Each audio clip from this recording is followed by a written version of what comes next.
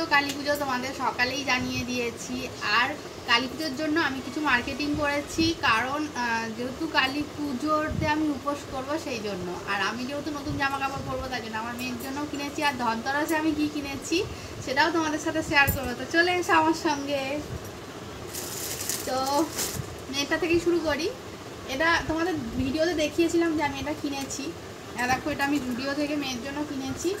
আমার মেয়ে খুব একটা মানে জামা পরে না, ওর মানে প্যান্ট শার্টই বেশি পছন্দের, তাই জন্য ওর জন্য এটাই কিনেছি। আর জামা বলো ফ্রক বলো এখন মোটামুটি বিয়ের পরও সবাই কন্টিনিউ করছে, সেই হিসাবে বড় হলে পরবে, তো ওটা ওর ব্যাপার। ও গেঞ্জি প্যান্ট পছন্দ করে, তাই জন্য ওকে একটা টপ দেওয়া হয়েছে।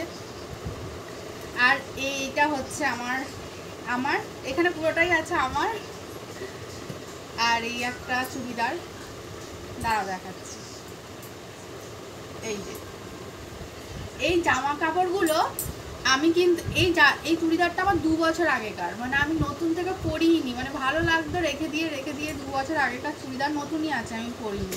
আর পুজোর সময় যে সাদা চুড়িদারটা দেখেছিলে ওটা আমার পয়লা বৈশাখের কেনা, আমি পয়লা বৈশাখে পরিনি। তো আমি মানে এই জন্য মানে কালী পুজো উপলক্ষে শুধু কিনেছি এই শাড়িটা, কারণ আমি অঞ্জলি দেবো। আর এই শাড়িটা আমি অনলাইন থেকে কিনেছি, একদিন ছবি দিয়েছিলাম তোমাদেরকে, ফ্লিপকার্ট থেকে আমার পার্সেল এসেছিলো। যখন পরবো তখন দেখতে পাবে শাড়িটা একদম পাতলা। আর যেহেতু অঞ্জলি দেবো তাই জন্য লাল আর সাদার কালার, মানে লাল আর সাদাই পছন্দ করেছি, পরে গুছিয়ে নেবো, এখন এরকম থাক। আর এটা হচ্ছে ব্লাউজ। আমি বানাই না খুব একটা, এই শাড়িটার সাথে ব্লাউজ পিস ছিল, কিন্তু আমি ব্লাউজ পিস খুব একটা বেশি বানাই না, কারণ আমি এখানে না আমার মনের মতন এখন অবধি শাড়ি ব্লাউজ বানায়নি কেউ। আমি অনেক টাকা দিয়ে দিয়েছি, কিন্তু কেউ আমার মনের মতন ব্লাউজ বানিয়ে দিতে পারছে না। আর এখন আমি অনলাইন থেকে দেখি এই ব্লাউজটা দোকানে নিয়ে গিয়ে ফেলি, আমার এই ব্লাউজটাই লাগবে, আর সত্যি ওরা ওই ব্লাউজই বার করে দেয়। অবশ্যই নেক্সট টাইম শেয়ার করবো। আর সবচেয়ে যেটা ভালো, ধনতেরাসে আমি কি কিনেছি আমার মেয়ের জন্য, অনেক বছর মানে 1 বছর ধরে টাকা দিয়ে হচ্ছিল আর কি, কম বেশি যখন যা পেরেছি, এখনও টাকা পাবে। তো মেয়ের জন্য এটা কিনেছি, এই আংটিটা কিনেছি, সোনার আংটিটা।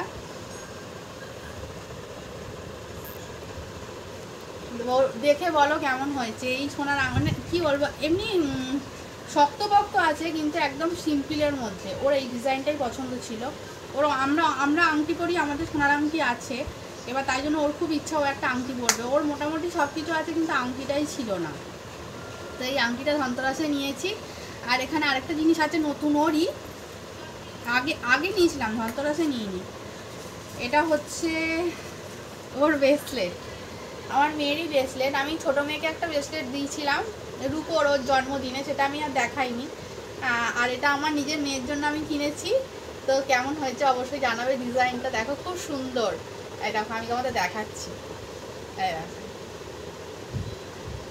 আর এই চেনটা না ছোট ছিল, এই চেনটা আমি কালকে গিয়ে বাড়ি এনেছি, মানে আমি 2 দিন পর সোনার দোকান গেছি। আগের দিন আমি সোনার দোকান থেকে এগুলো নিয়ে এসেছি, কিন্তু এগুলোতে কি বলতো মানে আংটিটাও হাতে টাইট হচ্ছিল, তাই জন্য আংটিটা বাড়ি নিয়ে এসেছি। আর এটারও চেনটা ছোটো ছিল, এই চেনটাকে বড় করেছি। তো এই হচ্ছে কালী পুজোর মার্কেটিং আর ধনতেরাসের জিনিস তোমাদের দেখিয়ে দিয়েছি। ইচ্ছা আছে টাকা পয়সাগুলো নষ্ট না করে ছোটো ছোটো করে যদি একটু সোনা কিনে রাখা যায়। সোনাটা অ্যাকচুয়ালি দেখানো, লোক দেখানোর ব্যাপার না, সোনাটা হচ্ছে আমাদের ভবিষ্যৎ। সেটা যদি আরও অনেক বছর আগে ভাবতাম হয়তো করতে পারতাম, কিন্তু সবই যেন আমি লেট করে ফেলেছি। তাই ইচ্ছা আছে প্রত্যেক বছরই একটু একটু করে কিছু বানানো।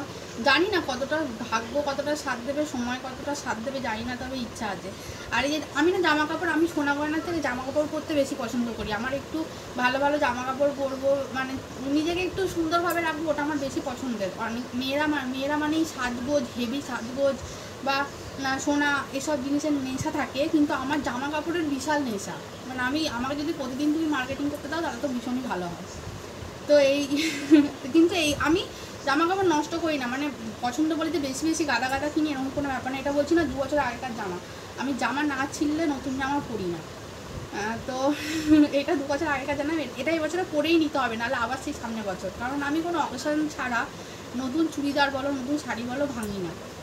তো এটা পরে নেবো এবছরে। আর মোটামুটি এই হচ্ছে কালী পুজোর মার্কেটিং, তোমাদের দেখিয়ে দিলাম। তো ভিডিওটা কেমন লাগলো অবশ্যই জানাবে। আমি জানি ভিডিওটা অনেক বড় হয়ে গেছে, এখনও অবধি তোমরা যদি দেখে থাকো তাহলে তোমাদের সকলকে অসংখ্য ধন্যবাদ। আর আজকের দিনে সবাই খুব আনন্দ করো, সাবধানে আনন্দ করো, কারণ যেহেতু বাজি প্রদীপের ব্যাপার আছে। আর তোমরা কে কে উপোস করেছো কিন্তু আরও একবার অবশ্যই জানাবে। শুভ শুভ দীপাবলি।